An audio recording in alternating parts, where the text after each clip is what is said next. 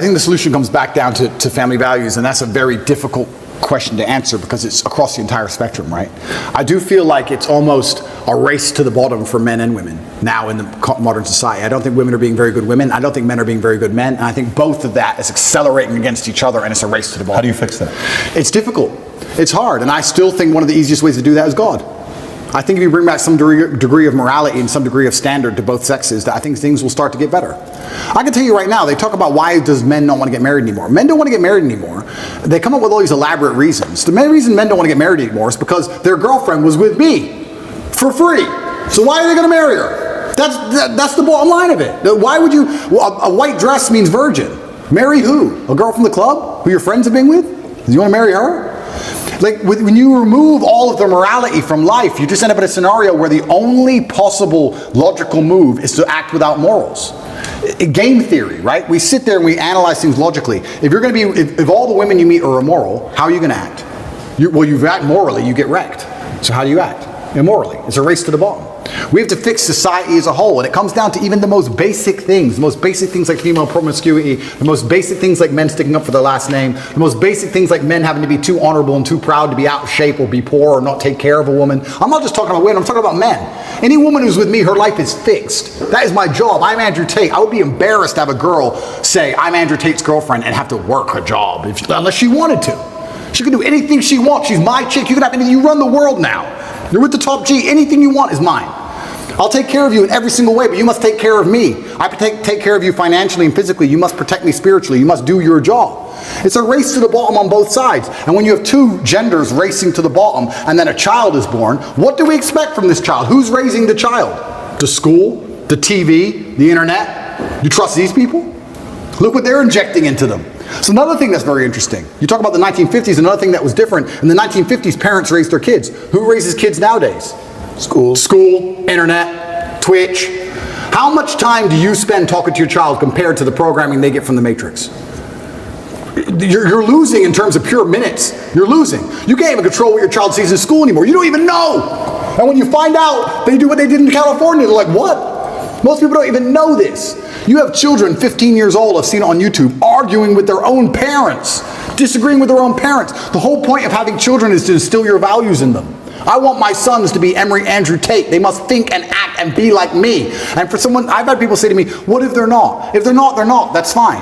But the whole point of me having them was my lineage.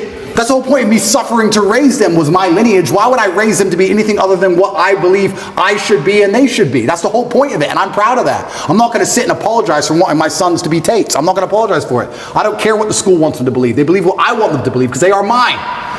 But all of that's gone.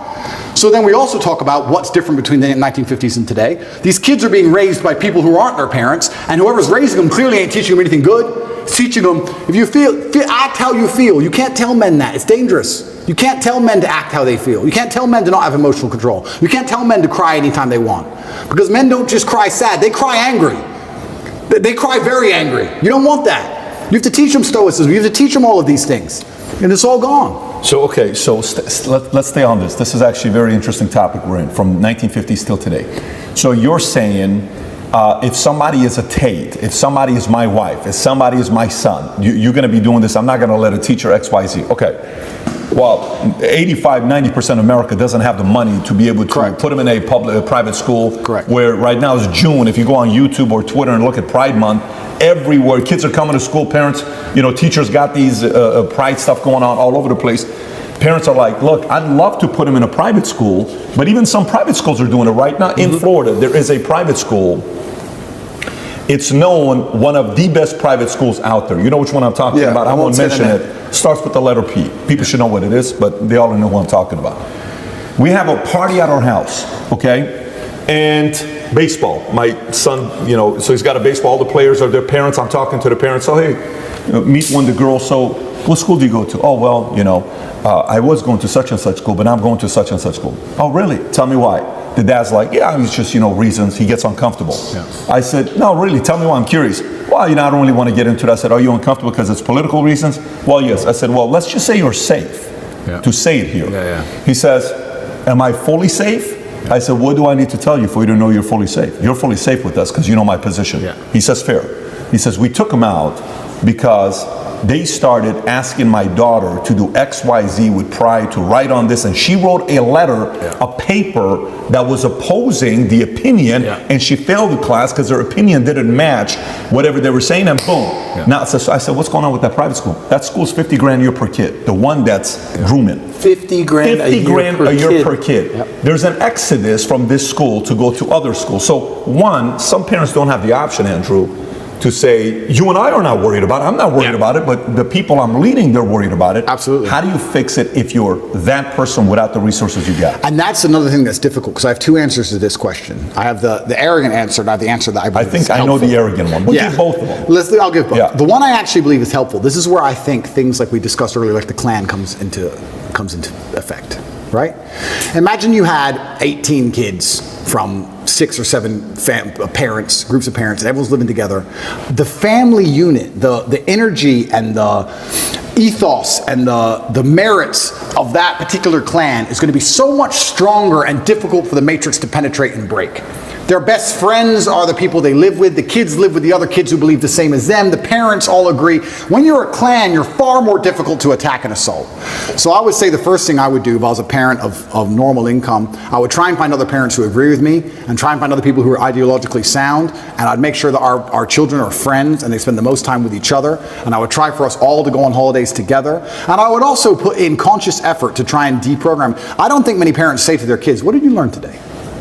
I'd be doing that not to check on the kid. I'd be doing that to check on the school. But let me challenge you. What's going on? Sure. So let's role play. Go ahead. Ask me the question. What did you learn at school today? So today we learned that Dylan Mulvaney had the courage to stand up for her beliefs, and she's a hero because she's out there and she's helping a lot of other people that are going through challenging times be able to stand up for themselves. Okay. What are you going to tell me? I would say, why do you think they want you to believe that?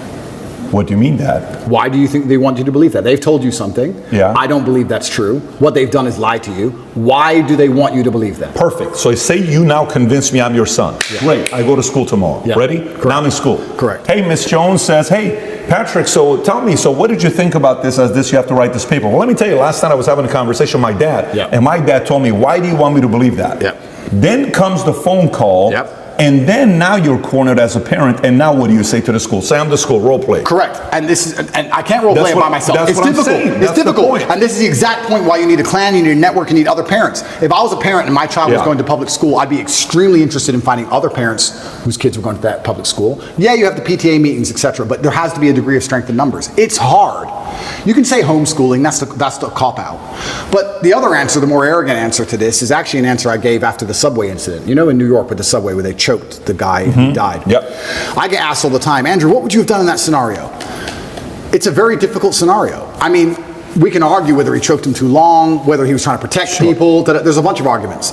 But it's very unfortunate. This goes back to what I was saying earlier. You can no longer just be the average man, the average citizen.